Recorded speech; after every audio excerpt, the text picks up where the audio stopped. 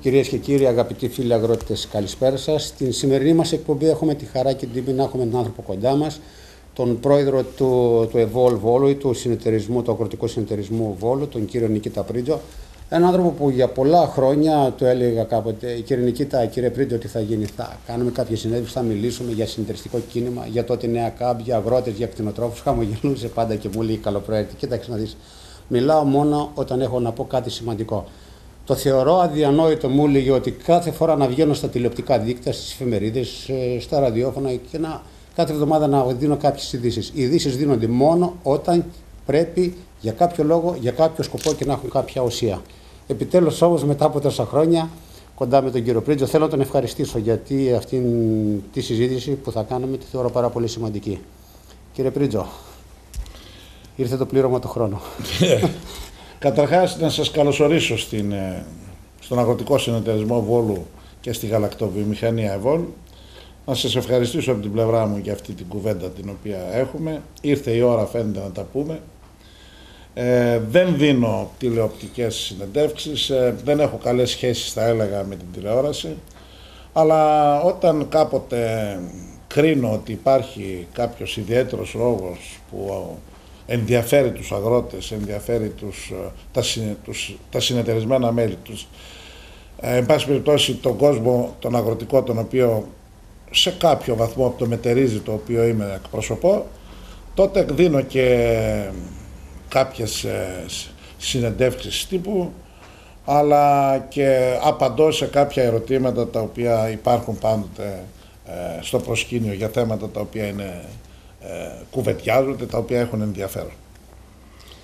Σήμερα λοιπόν ήρθε το πλήρωμα του χρόνου να πούμε δύο κουβέντες, διότι θεωρώ ότι βρισκόμαστε σε μια κρίσιμη καμπή στον αγροτικό κόσμο της πατρίδας μας. Πριν ξεκινήσουμε, ήθελα να σας ρωτήσω το εξής. Στο παρελθόν, το συνεταιριστικό κίνημα, το εν γέννη, οι ενώσεις, έχουν μια πορεία. Παρ' όλα αυτά όμως θεωρούμε ότι η πορεία δεν ήταν αυτή η οποία θα έπρεπε να είναι. Υπήρξαν πολλά αρνητικά στοιχεία, οι πολιτικές συνθήκες, οι οικονομικές συνθήκες ήταν αυτές που ήταν. Δεν ανταπεξήλθε όπως έπρεπε. Παρ' όλα αυτά όμως, μέσα σε τόσες δυσκολίες, η Ένωση τότε Βόλο, ο σημερινός συνεταιρισμός, κατάφερε και επέπλευσε θετικά. Τι ήταν αυτό το οποίο σας βοήθησε, σας έκανε να σταθείτε, να ανταπεξέλθετε σε όλες αυτές τις τότε δυσκολίες και να συνεχίσετε με το ίδιο πνεύμα, παρόλο που σήμερα πλέον δεν υπάρχουν ενώσεις, αλλά υπάρχουν οι συνεταιρισμοί? Καταρχάς, πράγματι θα συμφωνήσω μαζί σας ότι το συνεταιριστικό κίνημα στην πατρίδα μας, θα χρησιμοποιήσω τη φράση, κατέρευσε με την παλιά του μορφή. Με βαριά καρδιά θα πω ότι πολύ μεγάλες συνεταιριστικές οργανώσεις στην πατρίδα μας, αλλά θα πω και στο θεσσαλικό χώρο, συνεταιριστικές οργανώσεις οι οποίες έχουν προσφέρει πάρα πολλά στον αγροτικό κόσμο, σήμερα δεν λειτουργούν. Έγιναν λάθη από εμάς τους συνεταιριστάς, από τους αγρότες, ιδιαίτερα όμως θα έλεγα λάθη από την πολιτεία. Πληρώνονται σήμερα αυτά τα λάθη? Βεβαίως πληρώνονται, υπό την έννοια ότι δεν υπάρχει παρεμβατικότητα στη διαμόρφωση των τιμών των αγροτικών προϊόντων και βεβαίως εγώ ελπίζω το συνεταιριστικό κίνημα να αναγεννηθεί ξανά, να εξυγχρονιστεί και να βαδίσει ξανά στο δρόμο τον οποίο για πάρα πολλές δεκαετίες προσέφερε πολύ σημαντικά πράγματα στον αγροτικό κόσμο. Με ποια έννοια? Με την έννοια αυτή είναι ότι πριν κάποια χρόνια ξεκινήσετε μια καλή προσπάθεια, με μια δική σας πρωτοβουλία από ό,τι θυμάμαι τουλάχιστον, να ενωθεί η Θεσσαλία σε μια νέο συνεταιρισμό. Δεν ξέρω κατά πόσο αυτή η προσπάθεια καρποφόρησε, περπάτησε, βρήκε αντικειμενικές δυσκολίες, βρίσκεται σε κάποια φάση ακόμα συζήτησης, βαίνει προς την φάση της υλοποίησης ή δεν έγινε τίποτα? Ναι, είναι γεγονός ότι πήρα μια πρωτοβουλία πριν από ορισμένα χρόνια όταν φάνηκαν τα σύννεφα στο συνεταιριστικό κίνημα. Έγινε μια κουβέντα, μια συγκέντρωση καταρχάς όλων των συνεταιριστών στα αμπελάκια, όπου εκεί σηματοδοτούσε κάτι για τους συνεταιρισμούς. Κουβεντιάσαμε και πήραμε κάποιες αποφάσεις, οι οποίες όμως έχουν ανασταλεί υπό την έννοια ότι έχει ψηφιστεί ένας καινούριος νόμος του 40-15 για τους συνεταιρισμούς. Δεν έχει όμως ολοκληρωθεί αυτή η διαδικασία. Από νομικής πλευράς ή από πλευράς ετοιμότητας? Πιστεύω ότι ο νόμος αυτός δεν ήταν ο πρέπον νόμος υπό την έννοια, ναι μεν ήθελε μια θεσμική κατοχύρωση πλέον το συνεταιριστικό κίνημα, υπήρξαν αλλαγές θεσμικές, να υπάρξουν θεσμικές αλλαγές, αλλά πιστεύω ότι έγιναν λάθη και αυτό αιτιολογείται από το ότι κάθε 2 και 3 μήνες έχουμε τροπολογίες οι οποίες ψηφίζονται στη Βουλή, δίνουν παρατάσεις για την εφαρμογή του νόμου. Πιστεύω ότι τώρα θα ολοκληρωθούν, αλλά έχω την άποψη ότι κάτι πρέπει να γίνει.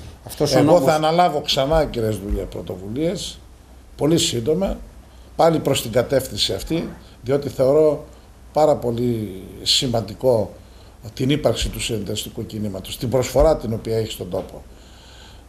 Τώρα, το τι θα γίνει δεν μπορώ να το προβλέψω, αλλά πολύ σύντομα θα αναλάβω πρωτοβουλίες. Εκείνο όμως το οποίο θα ήθελα να επισημάνω, θα μου επιτρέψετε, είναι ότι θα πρέπει κατά τη γνώμη μου τα περιουσιακά στοιχεία των συνεταιριστικών οργανώσεων, τα οποία είναι εργαλεία των αγροτών, δηλαδή εκοκιστήρια, τυροκομεία, συσκευαστήρια, αποθηκευτικοί χώροι, ναι. Αυτά είναι εθνικός πλούτος, θα έλεγα. Δεν πρέπει να φύγουν από τα χέρια των αγροτών. Θα πρέπει να υπάρξει κάποια ρύθμιση ώστε αυτά να παραμείνουν στα χέρια των αγροτών, διότι αυτά δεν ξαναγίνονται. Χρειάστηκαν πάρα πολλά χρόνια για να μπορέσουν αυτά να γίνουν. Και θα είναι μεγάλη απώλεια για τον αγροτικό κόσμο αυτά τα περιουσιακά στοιχεία, αυτά τα εργαλεία των αγροτών να φύγουν από τα χέρια τους. Υπάρχουν συγκεκριμένες προσπάθειες ώστε να ξαναξιοποιηθούν και να επαναεκτιμηθούν? Πιστεύω ναι, υπάρχει μια τέτοια πρωτοβουλία η οποία έχει αναλυφθεί αυτή τη στιγμή από πάρα πολλές συνεταιριστικές οργανώσεις και πιέζουμε και εμείς, δηλαδή, οι οποίοι βρισκόμαστε ακόμα σε καλή κατάσταση, θα έλεγα, να μπορέσουμε αυτά να παραμείνουν. Δημιουργούνται καινούργιοι συνεταιρισμοί. Πιστεύω αυτό το οποίο είπα στην αρχή, να αναγεννηθεί ξανά το συνεταιριστικό κίνημα και να υπάρξει. Τώρα θα ήθελα να απαντήσω σε αυτό το οποίο με ρωτήσατε, το πώς εμείς, παρόλο ότι υπάρχει αυτή η κρίση στο συνεταιριστικό κίνημα, εμείς κατορθώνουμε. Πιστεύω ότι αυτό οφείλεται στο ότι έχουμε μια σύμπνοια, τα συνεταιριστικά μας μέλη, οι εργαζόμενοι, το Διοικητικό Συμβούλιο, έχουμε μια σύμπνοια, μια ομόνοια. Κυρίως βέβαια θα έλεγα ότι υπάρχει πολλή δουλειά και με μικρά βήματα, σταθερά όμως, βάζοντας στόχους, κάθε χρόνο πάμε και καλύτερα. Και βεβαίως εύχομαι, προσδοκώ, για να μην πω ότι είμαι βέβαιος, ότι με τον τρόπο τον οποίο βαδίζουμε θα συνεχίσουμε να είμαστε μια υγιή συνεταιριστική οργάνωση, η οποία προσφέρει και εκπληρώνει την ύπαρξή της με την προσφορά υπηρεσιών στον αγροτικό κόσμο, στον αγρότη και στον κτηνοτρόφο. Κύριε Πρίζο, τα τελευταία χρόνια όλα αυτά που συμβαίνουν στον αγροτικό και κτηνοτροφικό χώρο, διάφορες αλλαγές, οι αγρότες υπέκεινται σε κάποιες βαριές φορολογίες οι οποίες δεν τις περίμεναν. Τα θεσμικά πλαίσια αλλάζουν. Ο νόμος 40-15, όπως είπατε και εσείς, έχει συνεχείς τροποποιήσεις. Ο αγρότης και ο κτηνοτρόφος δεν ξέρει από πού να φυλαχθεί. Τελευταία ήρθαν τα βιβλία, τα οποία λένε για τους αγρότες είναι λίγο πιο απαλά, γιατί θα έχουν να κόψουν 1, 2, 3, 4, 5 τιμολόγια, τα οποία είναι αγορές και πωλήσεις συγκεκριμένων προϊόντων, τα οποία τα διεργάζονται μία φορά το χρόνο. Για τον δε κτηνοτρόφο που θα πρέπει σε καθημερινή βάση να παραδίδει το γάλατο ή να παίρνει και να κόβει καθημερινά τιμολόγια, όλα αυτά με μία λέξη λέγεται μέλλον. Πιστεύετε ότι το μέλλον θα είναι καλύτερο για τον αγρότη και τον κτηνοτρόφο, ή με όλα αυτά τα οποία έχει καθημερινά θα τον στριμώξουν και τον φέρουν σε απελπιστική κατάσταση? Κύριε Ζούλια, εγώ πιστεύω ότι η γεωργία και η κτηνοτροφία στην πατρίδα μας έχει ένα ηρωικό παρελθόν. Έχει όμως ένα προβληματικό παρόν και έχει ένα άδειλο, αβέβαιο μέλλον. Αυτό το άδειλο μέλλον, το αβέβαιο, πιστεύω θα είναι καταστροφικό εάν σήμερα και όχι αύριο όλοι αυτοί που συμμετέχουν στο θέμα, οι παράγοντες, θα έλεγα, της αγροτικής υπόθεσης, και βεβαίως κυρίως εμείς οι αγρότες και η πολιτεία, δεν πάρουμε μεγάλες αποφάσεις, καινοτόμες, ριζοσπαστικές θα έλεγα, που θα σημαδέψουν ανεξίτηλα τον αγροτικό κόσμο, τον ευαίσθητο αυτό κλάδο της εθνικής μας οικονομίας για τα προσεχή χρόνια. Για να υπάρξουν όμως αυτές οι αποφάσεις, θα πρέπει καταρχάς να συμφωνήσουμε ποιο είναι το πρόβλημα. Να συμφωνήσουμε, παραδείγματος χάρη, τι γεωργία θέλουμε, τι κτηνοτροφία θέλουμε, τι μοντέλο γεωργίας και κτηνοτροφίας θέλουμε στην πατρίδα μας. Κύριε Δρούλια, είναι γεγονός αδιαμφισβήτητο, πιστεύω, ότι τα χωριά μας ερήμουσαν. Ο αγροτικός πληθυσμός της πατρίδας μας είναι γυρασμένος και έχει συρρικνωθεί. Μετά το Δεύτερο Παγκόσμιο Πόλεμο, ο αγροτικός πληθυσμός στην πατρίδα μας ήταν της τάξης του 40 έως 45%. Σήμερα δεν ξέρω έφυγε το μηδενικό και έμεινε στο 4. Ακριβώς. Τώρα δεν ξέρω αν είμαστε σε μονοψήφιο αριθμό. Αλλά εν πάση περιπτώσει. Προς τα εκεί βαδίζουμε πάντως. Ναι, πάντως υπάρχει μια συρρίκνωση. Σε άλλες εποχές αυτή η συρρίκνωση ήταν ίσως επιθυμητή. Σήμερα όμως πιστεύω ότι είναι ο θανάσιμος κίνδυνος για την πατρίδα μας. Οι αγρότες χωρίς ταξική συνείδηση, χωρίς θεσμικά κατοχυρωμένη ικανή συνδικαλιστική ηγεσία, χωρίς, θα έλεγα, ηγετική καθοδήγηση, αρκεστήκαμε αυτά τα χρόνια όλοι εμείς αγρότες να επιδιώκουμε στόχους βραχυπρόθεσμους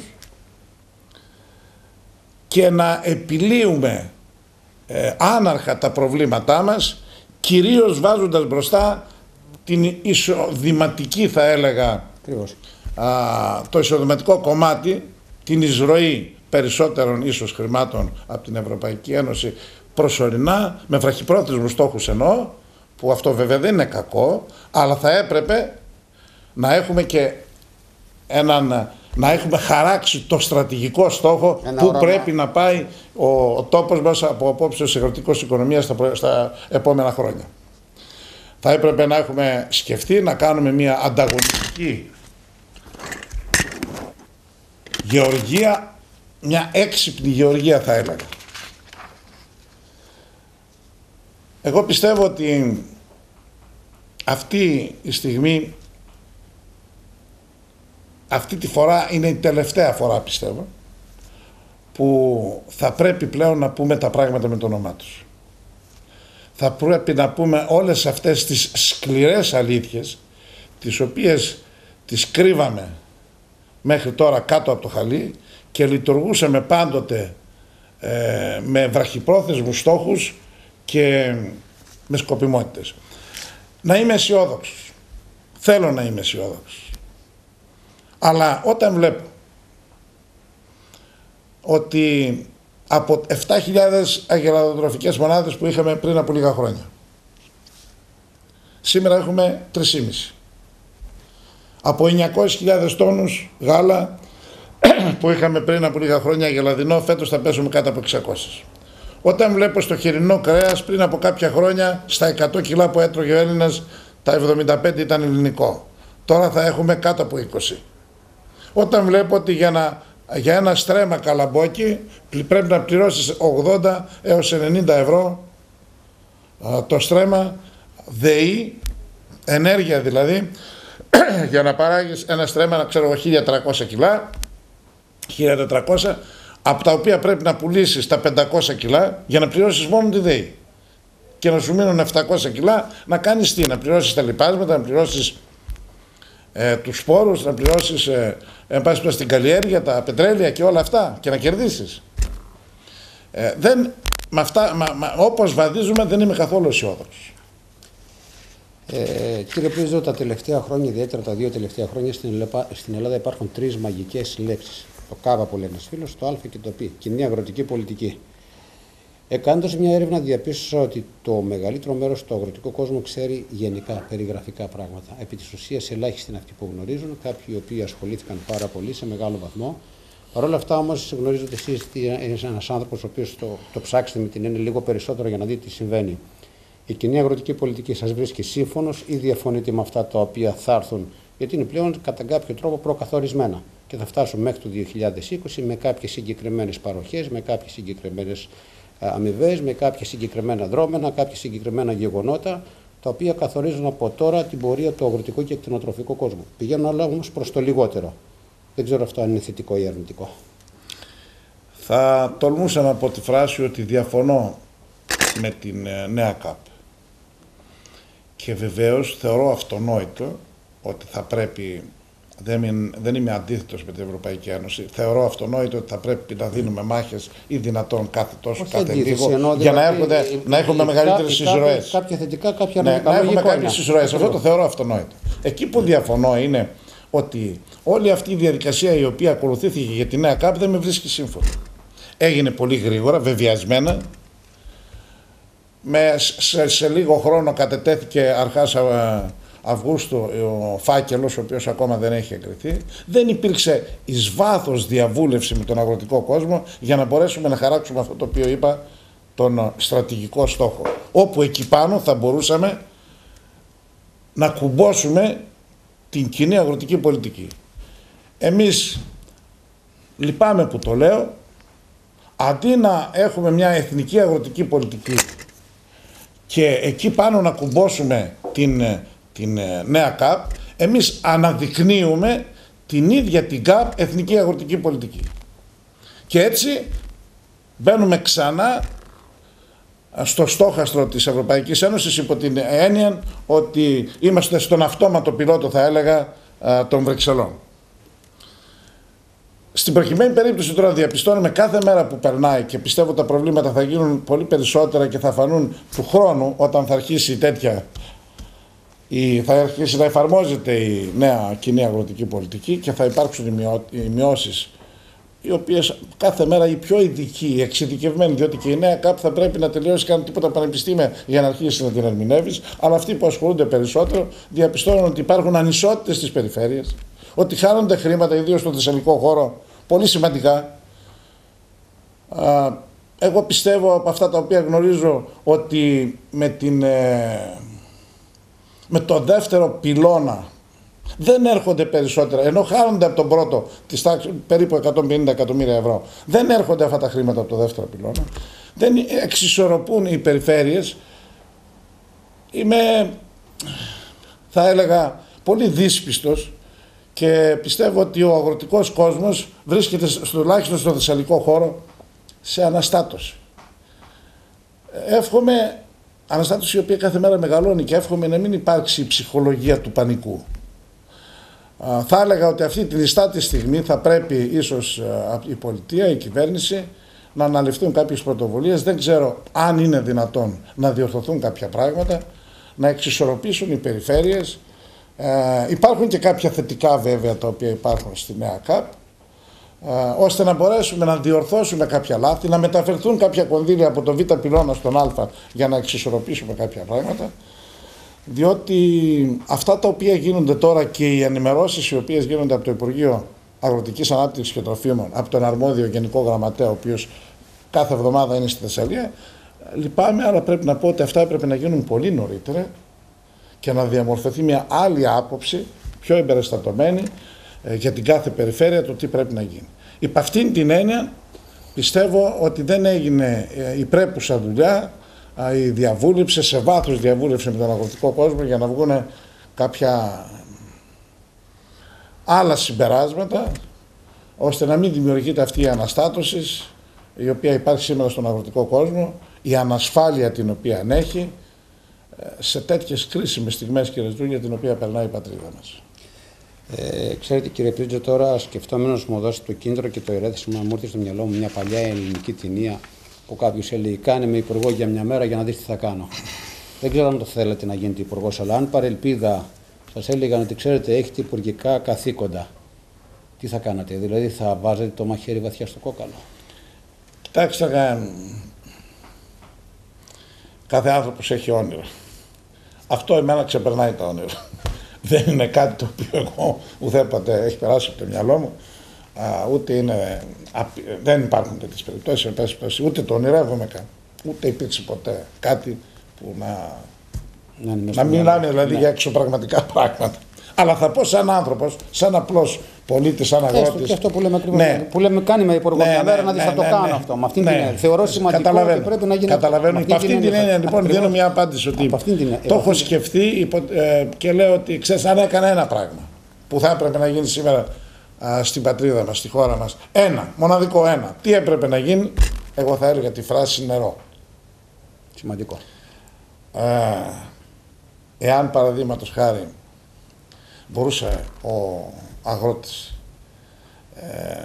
να έχει νερό τζάμπα ή εν πάση περιπτώσει, αν στο Καλαμπόκι θέλουμε 90 ευρώ για να ποτίσουμε ένα στρέμμα, να πληρώσουμε σε ενέργεια, πλήρωνε 10, 15, τότε θα υπήρχαν άλλα δεδομένα και βεβαίως τότε για μένα όχι μόνο θα είχαμε μείωση του κόστους στα παραγόμενα προϊόντα, αλλά θα υπήρχε η δυνατότητα στον Έλληνα αγρότη να υπάρξει αυτή η περίφημη αναδιάρθρωση των καλλιεργειών, διότι, κοιτάξτε να δείτε, είπα προηγουμένως, θα πρέπει να πούμε αλήθειες. Με το να έχεις, κύριε Σδρούλια, στο χωριό μου, είμαστε τώρα η 4η γενιά γεωργών. Είχε έναν κλήρο ο παππούς μας, τον πήραν τα παιδιά του, τα παιδιά τον έδωσαν σε εμάς, εμείς τον δίνουμε στα παιδιά μας. Αν αφαιρέσεις 4-5 από τους 200 αγρότες, οι υπόλοιποι έχουν 30, 40, 50 στρέμματα. Εγώ ρωτώ, άντε και τους έδωσες και 20 και 30 ευρώ, 40 ευρώ το στρέμμα παραπάνω επιδότηση. Όταν καλλιεργούν σιτάρι, κρυθάρι, δημητριακά δηλαδή, βαμβάκι, είναι δυνατόν να ζήσει οικογένεια με 30 και 40 και 50 στρέμματα? Όχι, σήμερα όχι. Δεν είναι δυνατόν, είναι αδιανόητο. Άρα κάτι άλλο πρέπει να σκεφτούμε. Τι να σκεφτούμε? Ξαναγίνονται τσιφλίκια. Με συγχωρείς η φράση, αν ενοχλεί κάποιους, δεν εννοώ ότι είμαι αντίθετος εγώ. Εννοώ τα μεγάλα κτήματα τα οποία πρέπει να υπάρχουν. Να υπάρχει κάποια στρέμματα τα οποία ο άλλος να μπορέσει να ζει στην οικογένειά του, να μείνει στο χωριό, να καλλιεργήσει, να ταΐσει την οικογένειά του και να παραμείνει στο χωριό. Εγώ δεν λέω όχι, δεν ξέρω ποιο είναι το μοντέλο. Αλλά εάν πάμε σε κάτι τέτοιο, δηλαδή σε κάθε. Εδώ ξαναγίνονται πάλι μεγαλοειδιοκτησίες, θα έλεγα, στον θεσσαλικό χώρο. Δεν είμαι εγώ αυτός ο οποίος θα πω αν είναι καλό ή κακό. Εγώ λέω όμως το εξής, ότι αυτός ο οποίος δεν μπορεί να ζήσει, δεν μπορεί να παραμείνει με τις ίδιες καλλιέργειες. Κάτι άλλο πρέπει να κάνει. Κάτι άλλο το οποίο να παράγει, ξέρω εγώ, προϊόντα, τα έλεγα εγώ, μικρού όγκου, υψηλής ποιότητας και μεγάλης αξίας. Να αλλάξουμε δηλαδή αυτό το περίφημο. Τι καλλιεργούσαν πριν από 50 χρόνια στο χωριό μου, τα ίδια. Τώρα υπάρχει συμπληρωματική γεωργία. Διότι εάν μεν πάνε σε λίγα χέρια η αγροτική γη, πρέπει να βρούμε άλλες λύσεις, να δούμε αυτός ο κόσμος που είναι στα χωριά. Έχουμε δημιουργήσει υποδομές ώστε να μπορέσει να πάει να απασχοληθεί. Πρέπει να πάμε σε μια συμπληρωματική γεωργία όπου ο εργαζόμενος, παραδείγματος χάρη στο ΕΒΟΛ, έχει και 30-40 στρέμματα και έχει ένα μικρό εισόδημα από εκεί και συμπληρώνει και μπορεί να ζήσει. Υπάρχουν τέτοιες υποδομές. Είναι μεγάλα θέματα τα οποία εγώ γι' αυτό λέω ότι θα έπρεπε να καθίσουμε κάτω να δούμε σαν χώρα. Αφήσουμε τώρα όλα τα. Είναι γεγονός ότι διαχρονικά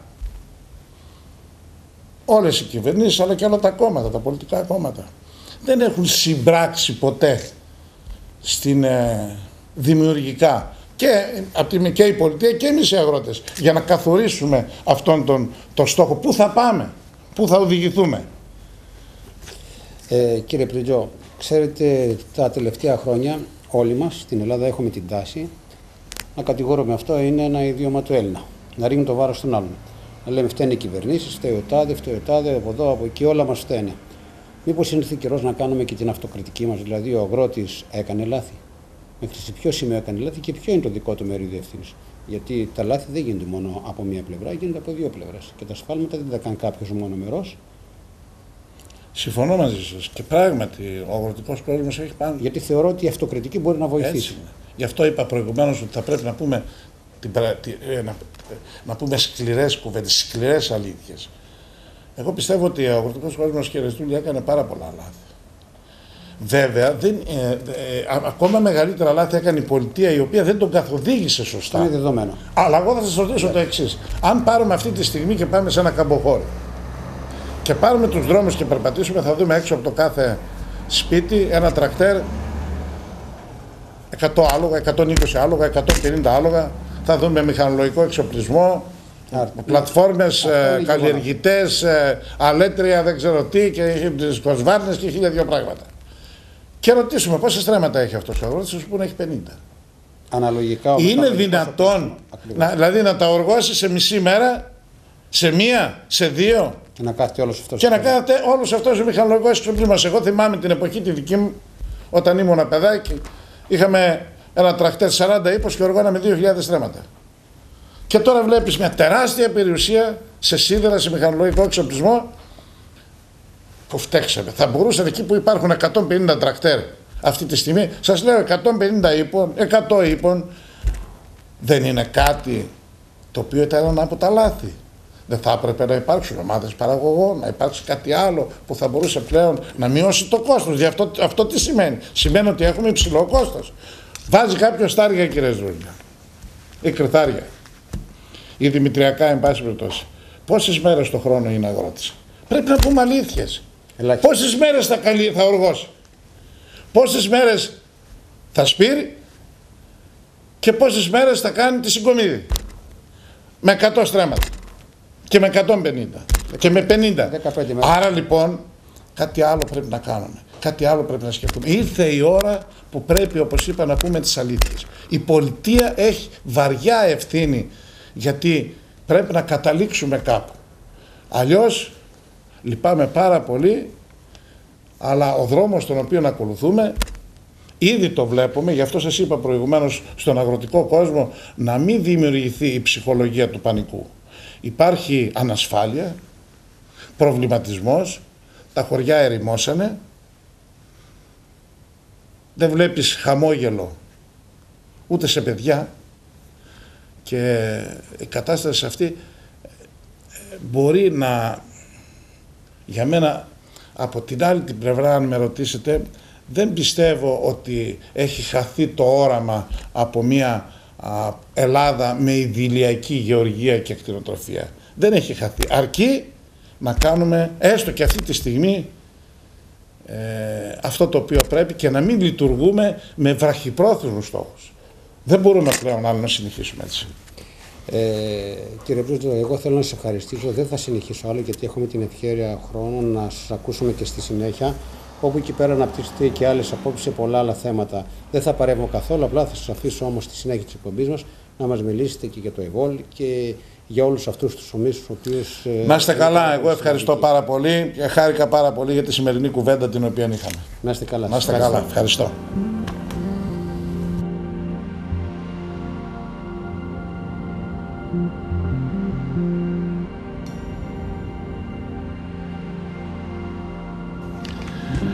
Θέλω να σας ευχαριστήσω γιατί ανταποκριθήκατε στην πρόσκληση. Πριν αναφερθώ σε κάποιες ανακοινώσεις τις οποίες έχω να κάνω και οι οποίες πιστεύω ότι είναι ενδιαφέρουσες κυρίως για τους γεωργούς και τους κτηνοτρόφους, θα μου επιτρέψετε να πω πολύ σύντομα, περιεκτικά, δύο κουβέντες, την εκτίμηση την οποία έχω για αυτά που συμβαίνουν σήμερα στον αγροτικό κόσμο. Είναι γνωστό ότι όπως όλες οι κοινωνικές τάξεις στη χώρα μας έχουν υποστεί τις συνέπειες της μεγάλης κρίσης, μιας κρίσης που πιστεύω είναι και πολιτική και κοινωνική. Το ίδιο, για μένα πολύ περισσότερο, οι συνέπειες αυτές έχουν πλήξει αρνητικά τον αγροτικό κόσμο. Η ανέχεια, η μιζέρια, η ανασφάλεια, η φτώχεια έχουν κάνει τα χωριά μας να ερημώσουν.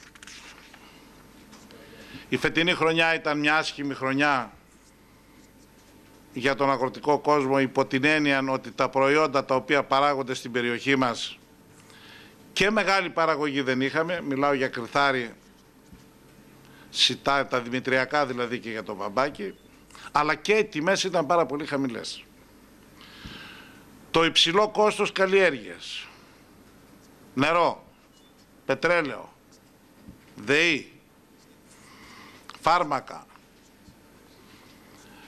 γεωργικά εφόδια γενικώς,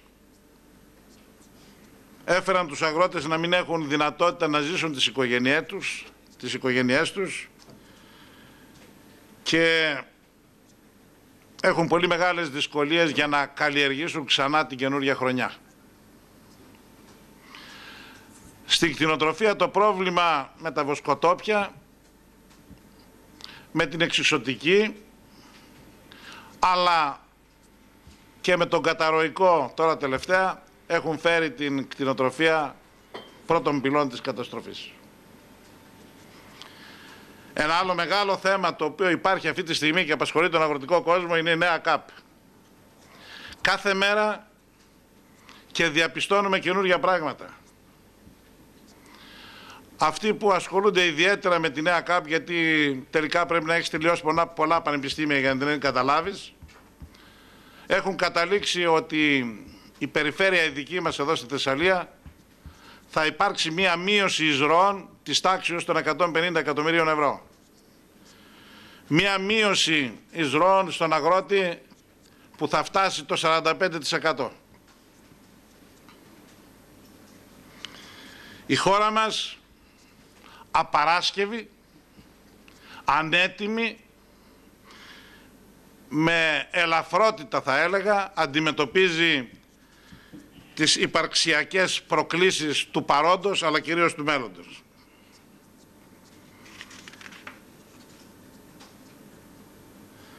Έτσι, αντί να χαράξουμε μια εθνική αγροτική πολιτική τις δύσκολες στιγμές αυτές τις οποίες περνάμε και να συμπράξουμε δημιουργικά οι αγρότες με την πολιτεία,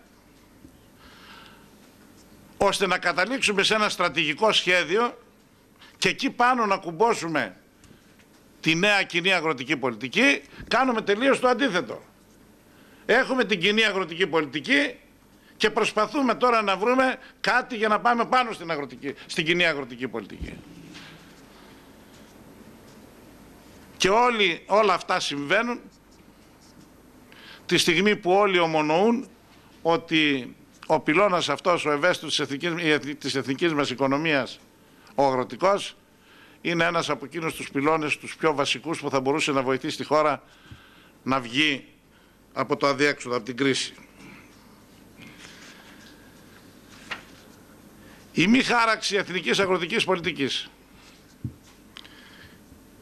και για την οποία θέλω να το ξεκαθαρίσω και πάλι, δεν εννοώ την επαναθηνικοποίηση της αγροτικής οικονομίας, οδήγησε κατά τη γνώμη μου στον ταξικό αφοπλισμό της αγροτιάς, στην εκτροπή του αγροτικού, των αγώνων του αγροτικού συνδικαλιστικού κινήματος και βέβαια στον εκφυλισμό του συνεταιριστικού κινήματος. Σε αυτή την κατάσταση η πολιτική ηγεσία του Υπουργείου Αγροτικής Ανάπτυξης και Τροφίμων όχι μόνο δεν κάνει τίποτα, το χειρότερο για μένα είναι ότι δεν ξέρει τι να κάνει. Πιστεύω ότι η ανήσυχη αυτή η ησυχία του αγροτικού κόσμου πρέπει να την λάβουν σοβαρά υπόψη όλοι. Κατά τη γνώμη μου την προσωπική θα πρέπει άμεσα η κυβέρνηση να αναλάβει πρωτοβουλίες. Μήπως την ίσταται αυτή τη στιγμή διορθωθεί κάτι. Γιατί σε λίγο πιστεύω ότι η κατάσταση θα είναι μία αναστρέψιμη στον αγροτικό κόσμο. Και τώρα τα θέματα τα οποία αφορούν την οργάνωση στην οποία έχω την τιμή να προείσταμαι. Από τα οικονομικά στοιχεία τα οποία έχουν βγει για το πρώτο δεκάμηνο του 2014, η οργάνωσή μας είναι σε καλό σημείο. σε πάρα πολύ καλό σημείο. Συνεχίζει την ανωδική πορεία των τελευταίων ετών. Φαίνεται ότι φέτος θα έχουμε αύξηση του τζίρου μας πάνω από 8%. Καθώς επίσης και περίπου το ίδιο ποσοστό αύξηση του όγκου πωλήσεων των προϊόντων μας. Με ίδια κεφάλαια, χωρίς δανεισμό, εντεταγμένοι στο πρόγραμμα Αλέξανδρος Μπαλτατζής, ολοκληρώσαμε την επένδυση των 6,5 εκατομμυρίων ευρώ και από σήμερα λειτουργεί πλέον η καινούργια μονάδα. Η καινούργια πτέρυγα, η οποία έχει δυναμικότητα της τάξης των 100 τόνων το 8ωρο. Αυτό μας δίνει δυνατότητα να επεκτείνουμε το δίκτυο διανομής σε πολλά μέρη της πατρίδας μας, σε συνδυασμό βέβαια με τις νέες συμφωνίες τις οποίες έχουμε κάνει και οι οποίες είναι πολύ σημαντικές. Ήδη στο λεκανοπέδιο της Αττικής κλείσαμε συμφωνία και σήμερα που μιλάμε βρίσκονται τα προϊόντα μας στην αλυσίδα Σκλαβενίτης στην Αθήνα σε 110 καταστήματα. Παράλληλα ξεκίνησε ήδη στη Βόρεια Ελλάδα η διανομή των προϊόντων μας στα 350 καταστήματα του Καρφούρ Μαρινόπουλος. Πιστεύω δε την ερχόμενη εβδομάδα να ξεκινήσει στη Βόρεια Ελλάδα και να βρίσκονται τα προϊόντα μας στα γαλακτοκομικά και στα καταστήματα της ΑΒ Βασιλόπουλος από την ερχόμενη εβδομάδα.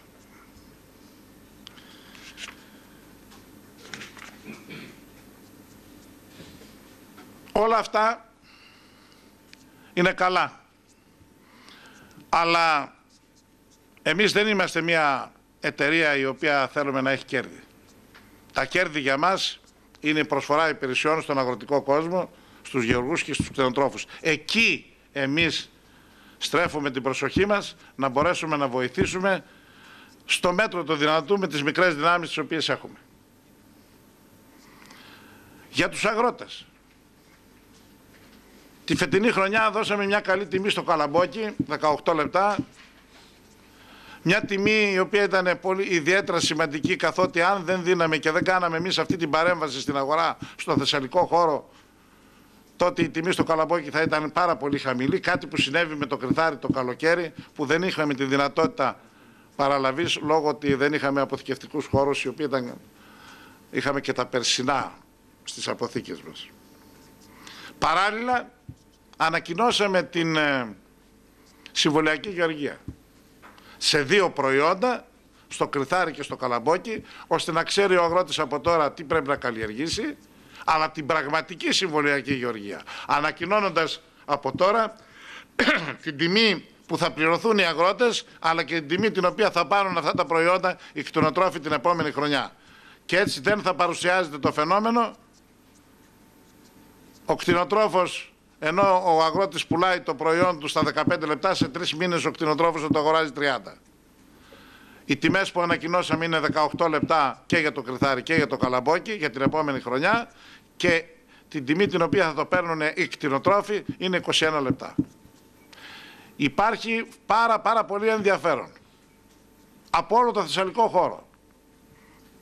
Υπογράφουμε συνεχώς συμβόλαια και πιστεύω ότι αυτή η κίνηση θα έχει πολύ μεγάλη επιτυχία και θα ωφελήσει πολύ τον αγροτικό κόσμο.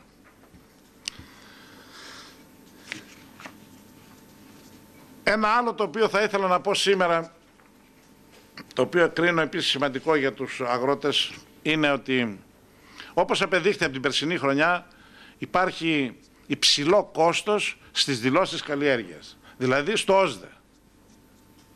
Στο ΩΣΔΕ το Υπουργείο έκανε έναν διαγωνισμό και η εταιρεία ΓΕΑ έδωσε την καλύτερη προσφορά και πήρε το έργο. Αλλά αυτές οι τιμές οι οποίες ίσχυσαν για φέτος ήταν πολύ υψηλές. Εμείς λοιπόν πήραμε απόφαση χθες στο Διοικητικό Συμβούλιο αυτές τις τιμές να τις χαμηλώσουμε για την καινούργια χρονιά. Τη στιγμή μάλιστα το ανακοινώνουμε από σήμερα, διότι πιστεύω το ΩΣΔΕ, όπως δήλωσαν οι αρμόδιοι του Υπουργείου Αγροτικής Ανάπτυξης και Τροφίμων και ο ΠΚΠ, θα ξεκινήσει από τις 15 Ιανουαρίου. Οι τιμές λοιπόν τις οποίες αποφασίσαμε να κάνουμε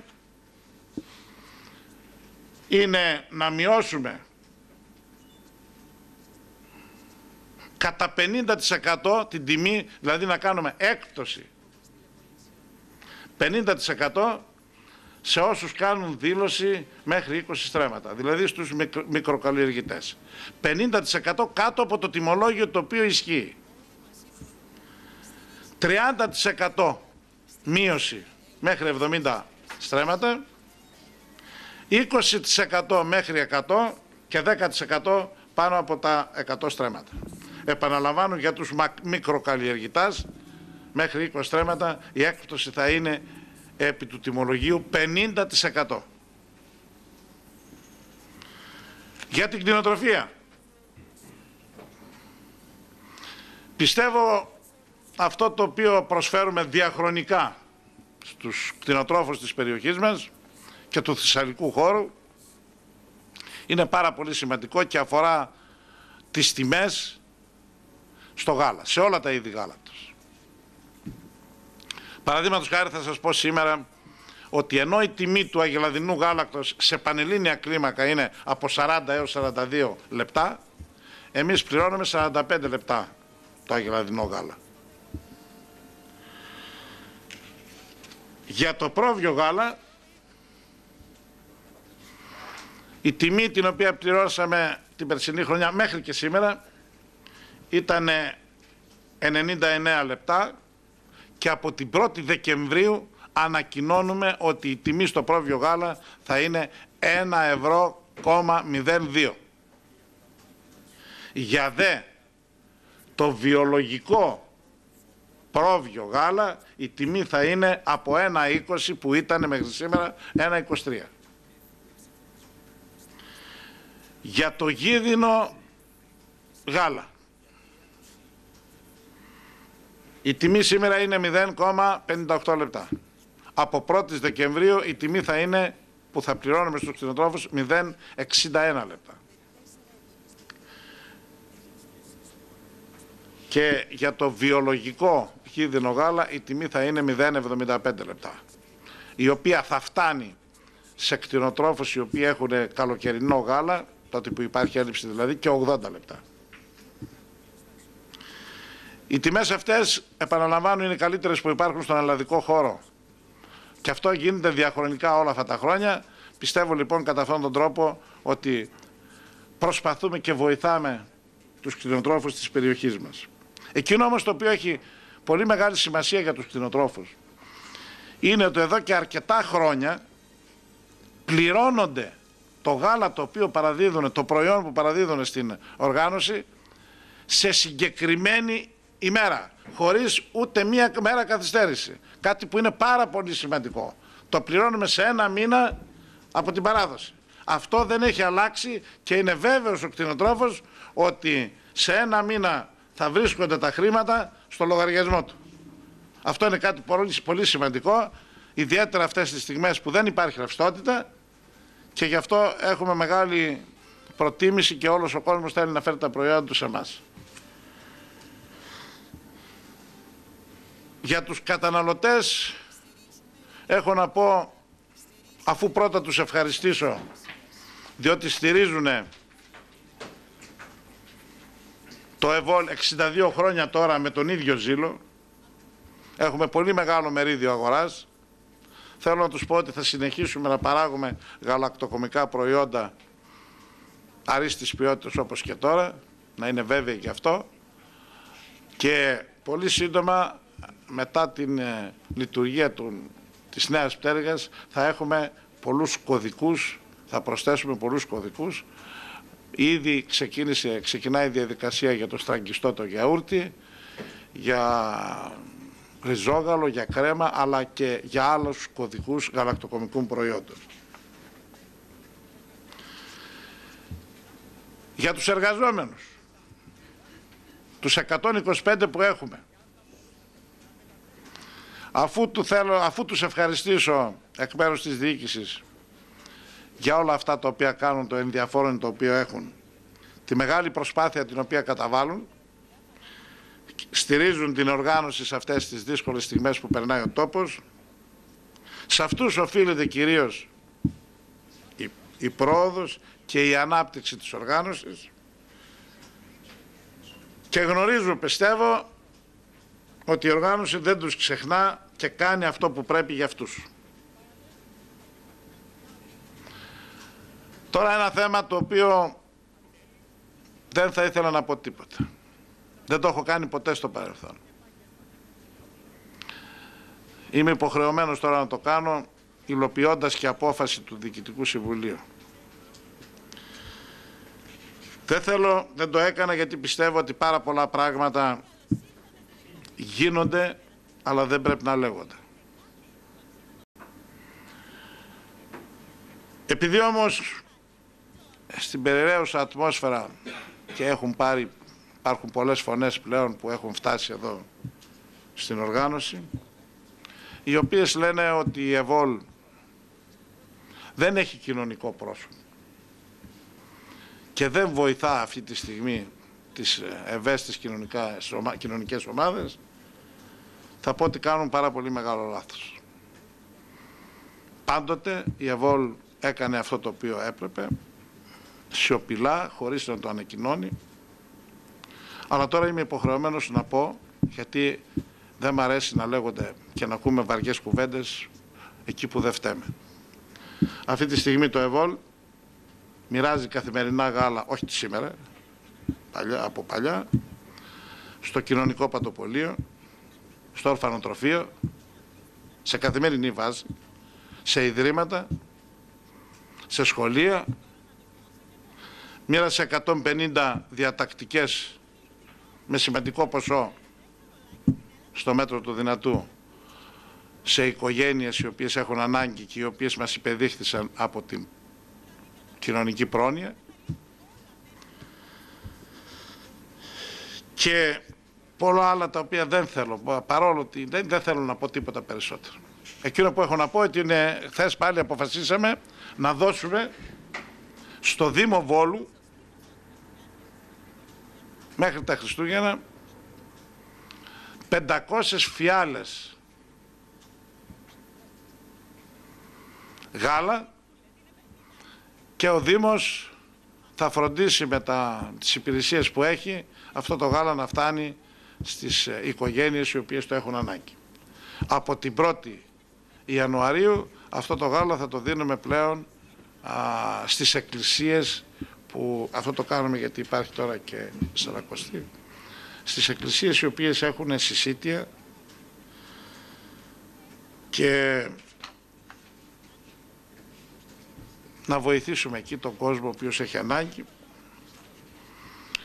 Κατά τη διάρκεια των εορτών θα κάνουμε και άλλες παροχές και με διατακτικές και με γάλα. Με την ευχή του χρόνου όλοι με τη βοήθεια του Θεού, οι συμπολίτες μας, οι συγχωριανοί μας να έχουν υγεία, ευημερία και να μην έχουν κανένα οικονομικό πρόβλημα.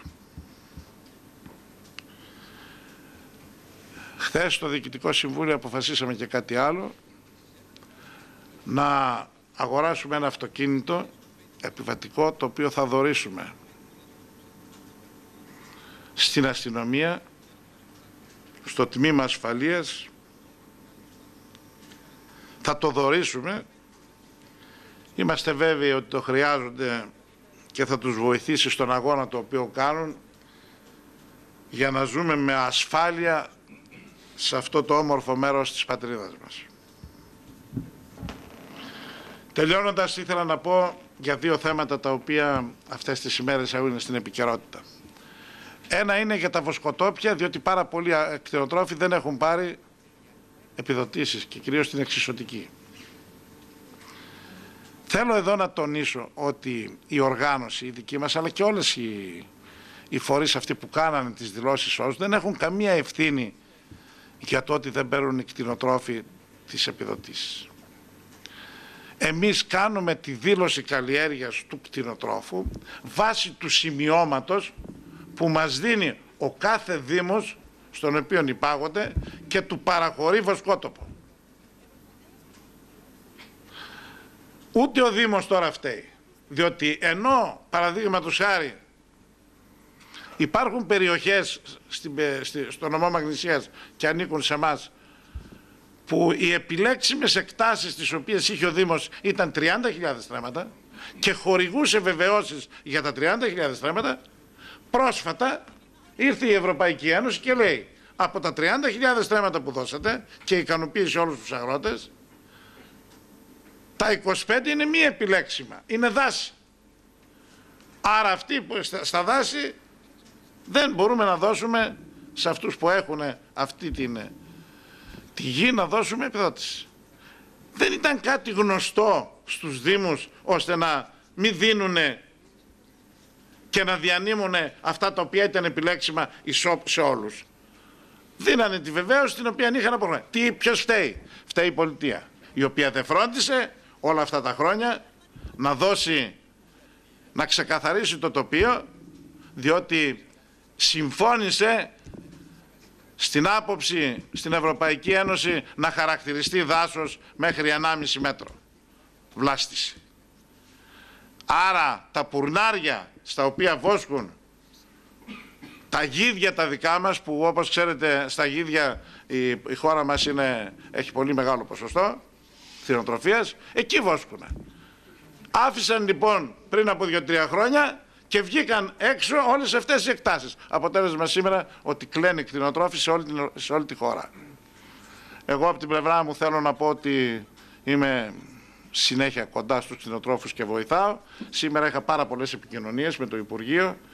Κάτι κυκλοφόρησε ότι πρέπει να γίνεται, θα γίνει στις Βρυξέλλες, όπου είναι κάποιος ο υποδιοικητής, νομίζω το ΠΚΠ. Μέχρι στιγμής πάντως που είχα πριν από 2 λεπτά επικοινωνία δεν έχει γίνει τίποτα. Τη Δευτέρα έχουμε μια σύσκεψη στο Υπουργείο Αγροτικής Ανάπτυξης με τη συμμετοχή πολλών υπουργών και έχω κληθεί. Θα προσπαθήσουμε πολιτικά πλέον, μόνο εκεί υπάρχει περίπτωση, κάτι να κάνουμε για αυτούς τους ανθρώπους οι οποίοι πραγματικά χθες και σήμερα είναι στα τάρταρα και έχουν απόλυτα δίκιο οι κτηνοτρόφοι.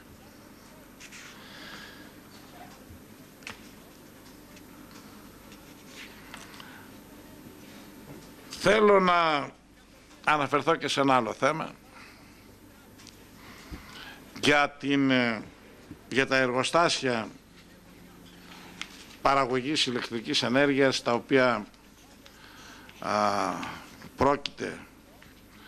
θέλουν να εγκατασταθούν στην περιοχή του Δήμου Ρήγα Φεραίου και έχει δημιουργηθεί ένα θέμα. Εγώ να ξεκαθαρίσουμε τα πράγματα. Εγώ δεν είμαι αντίθετος με τις επενδύσεις. Θα ήταν εξάλλου παράλογο στη σημερινή εποχή που καίγεται το πελεκούδι, η ανεργία στα ύψη, εγώ να είμαι αντίθετος. Είμαι αντίθετος όμως σε αυτή την περίπτωση για συγκεκριμένους λόγους. Δεν υπήρξε ενημέρωση των κατοίκων αυτής της περιοχής, οι οποίοι έχουν καεί από τέτοια γεγονότα. Και εκφράζουν την αντίθετη άποψη που έχουν μέσω της απόφασης του Δημοτικού Συμβουλίου Ρήγα Φεραίου, το οποίο αφού έχει συμβουλευτεί αρμόδιους επιστήμονες, απεφάνθησαν ότι δεν πρέπει αυτές οι μονάδες να εγκατασταθούν στην περιοχή. Δεν έγινε κατάλληλη ενημέρωση, δεν υπήρξε διαβούλευση. Οι αγρότες έχουν υποστεί στο παρελθόν ζημιές. Εγώ δεν θα πω και δεν θα αναφερθώ σε περιπτώσεις όπου τα αποτελέσματα που έγιναν με την εγκατάσταση κάποιων εργοστασίων στην περιοχή του Βελεστίνου ήταν ολέθρια για τον τόπο. Αλλά όταν έρχονται πριν από λίγες μέρες μια ομάδα κτηνοτρόφων και αγροτών και μου λένε, πρόεδρε, ξεχνάς πριν από 5 χρόνια που μας είχες 3 μήνες στην καραντίνα και δεν μας έπαιρνε στο γάλα διότι πήραν φωτιά, θα τα θυμάστε, εδώ στην περιοχή του Βελεστίνου στο Λατομείο, και με τις διοξίνες είχαμε 3 μήνες που δεν μας έπαιρνε στο γάλα. Εγώ τι πρέπει να κάνω? Δηλώνω λοιπόν ευθέως ότι αν δεν συμφωνήσουν οι κάτοικοι αυτής της περιοχής, οι αγρότες και οι κτηνοτρόφοι. Εγώ θα είμαι τελείως αντίθετος και θα παλέψω για την μη εγκατάσταση αυτών των βιομηχανιών παραγωγής ηλεκτρικής ενέργειας με την καύσιμη βιομάζας. Εάν υπάρχουν απόψεις οι οποίες μπορούν να πείσουν τους αγρότες με πιστικά επιχειρήματα ότι είναι κάτι διαφορετικά, εγώ δεν έχω καμία αντίρρηση των αντίον. Αλλά όταν έρχονται οι κτηνοτρόφοι και οι αγρότες και διαμαρτύρονται διότι έχουν πάθει πολλές ζημιές, αναφέρω αυτό το οποίο είναι πιο ήπιο. Να μην πάω σε άλλες περιπτώσεις που εδόθησαν άδειες περιβαλλοντολογικών επιπτώσεων σε άλλες βιομηχανίες οι οποίες είχαν καταστροφικά αποτελέσματα.